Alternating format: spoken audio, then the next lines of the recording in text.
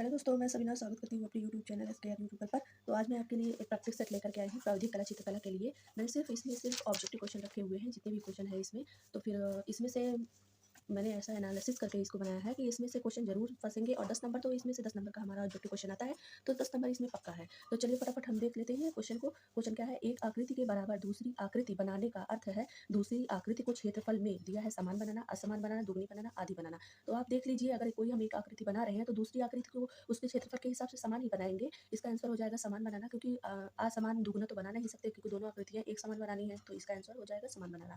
दूसरा क्वेश्चन है, एक आयत या वर्ग का क्षेत्रफल ज्ञात करने के लिए गुणा करते हैं। तो हम एक आयत और वर्ग का क्षेत्रफल ज्ञात करने के लिए गुणा किसमें करेंगे, तो गुणा हम इसमें भुजा को भुजा से करेंगे। इसका आंसर है, इसमें दिया है भुजा को विकर्ण से, भुजा को भुजा से, भुजा को दूसरी भुजा, 1/2 भुजा से, 1/2 भुजा को विकर्ण से, तो इसमें हो जाएगा भुजा को भुजा से।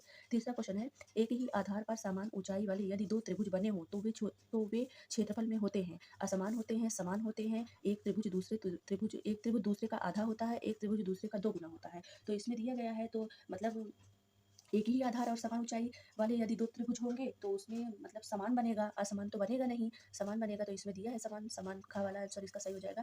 चौथा क्वेश्चन है, यदि एक आयत की लंबाई 2 डेसीमीटर है और चौड़ाई 2 सेंटीमीटर हो तो उसका क्षेत्रफल होगा। यदि एक आयत की लंबाई 2 डेसीमीटर और चौड़ाई 2 सेंटीमीटर हो तो उसका क्षेत्रफल होगा। तो उसका क्षेत्रफल 40 सेंटीमीटर हो जाएगा, उसका क्षेत्रफल 40 सेंटीमीटर हो जाएगा। जो अभी हम इसको कैलकुलेशन करेंगे तो ज़्यादा टाइम लग जाएगा, तो इसके लिए आप डायरेक्ट ही याद कर सकते हैं, 40 सेंटीमीटर हो जाएगा। पांचवा क्वेश्चन है, 7 डेसीमीटर लंबी और 4 सेंटीमीटर चौड़ी आयत में 2-2 सेंटीमीटर की भुजा के वर्ग बनेंगे। 2-2 सेंटीमीटर भुजा के वर्ग कितने बनेंगे, दिया है 20, 40, 10, 80, तो इसके 20 बनेंगे। ठीक, अगला क्वेश्चन है हमारा, देख लेंगे। छठा क्वेश्चन दिया है, एक त्रिभुज का आधार 6 सेंटीमीटर और ऊंचाई 2 सेंटीमीटर है, तो उसका क्षेत्रफल कितना वर्ग सेंटीमीटर होगा। 24, 3, 12, 6। 24, 3, 12, 6 दिया है, तो इसमें इसका हो जाएगा आंसर 6 होगा। और सातवां हो जाएगा, एक समांतर चतुर्भुज और आयत का क्षेत्रफल उस दशा में समान होता है यदि बराबर हो आधार और भुजा, भुजा और विकर्ण, आधार और ऊंचाई आमने सामने की भुजाएं। एक कह रहा है, एक समांतर चतुर्भुज और आयत का क्षेत्रफल उस दशा में समान होता है यदि बराबर हो। यदि बराबर होगा, आधार और ऊंचाई बराबर होगा, तब वो बराबर होंगे किसी भी दशा में। आठवां क्वेश्चन कह रहा है, एक समकोण त्रिभुज के समकोण बनाने वाली भुजाओं पर बने वर्गों का योग क्षेत्रफल में विकर्ण पर बने वर्ग का कितना भाग होता है। कितना भाग होता है, दिया है समान, असमान, दुगुना, आधा, तो होता है समान। नौवां क्वेश्चन देखेंगे, किसी अर्धवृत्त के व्यास को आधार मानकर और उसकी परिधि पर कहीं भी एक बिंदु से आधार सिरों को मिलाने पर जो त्रिभुज बनेगा उसका शीर्ष कोण सदैव होता है। सदैव कितना होता है, 30 अंश दिया है, 30 अंश, 60 अंश, 90 अंश, 120 अंश, तो उसका होता है सदैव 90 अंश का कोण बनता है। किसी वृत्त का क्षेत्रफल क्या होता है, ये सूत्र बहुत लोग मतलब जानते होंगे, बहुत पूछता है, और हम लोग हमेशा मैथ में अप्लाई भी करते हैं वृत्त का क्षेत्रफल निकालने के लिए। तो वृत्त का क्षेत्रफल इसमें दिया है, पहला 22/7 गुणे त्रिज्या दिया है, 2 गुणे त्रिज्या गुणे 22/7 दिया है, 2 कोष्टक में दिया है त्रिज्या माइनस 22/7, इसमें दिया है 22/7 गुणे त्रिज्या स्क्वायर, यही होता है वृत्त का, किसी वृत्त का क्षेत्रफल होता है ये। अगला क्वेश्चन देखेंगे। 11 क्वेश्चन दिया है, वृत्त के कोई भी दो व्यास अनुपात में एक दूसरे के कितने होते हैं। आधा होता है, 2 गुना होता है, समान होता है, 3 गुना होता है। तो ये हमेशा समान होता है, आधा 2 गुना 3 गुना नहीं होता है। 12वां क्वेश्चन है, 3.0 सेंटीमीटर व्यास के वृत्त के बराबर एक आयत दी हुई है। इस आयत का आधार यदि वृत्त की त्रिज्या का 3 सही 1/7 गुना है तो ऊंचाई होगी। तो ऊंचाई 3.0 सेंटीमीटर, 1.5 सेंटीमीटर और 4.5 सेंटीमीटर, घ है 6.0 सेंटीमीटर, तो इसका आंसर हो जाएगा 1.5 सेंटीमीटर।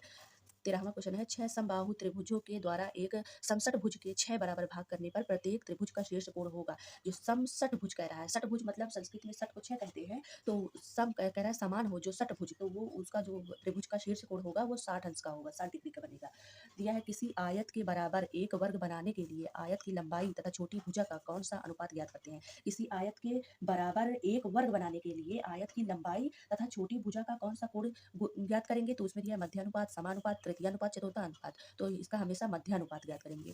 15वां क्वेश्चन है, दो वृत्तों के क्षेत्रफल के अंतर के बराबर एक वृत्त बनाने के लिए कौन से त्रिभुज का उपयोग किया जाता है। कह रहा है, दो वृत्तों के क्षेत्रफल के अंतर के बराबर एक वृत्त बनाने के लिए कौन से त्रिभुज का उपयोग किया जाता है, तो इसमें दिया है समबाहु, विषमबाहु, समद्विबाहु और समकोण, तो हमेशा समकोण का उपयोग किया जाता है, इसमें राइट आंसर घ हो जाएगा।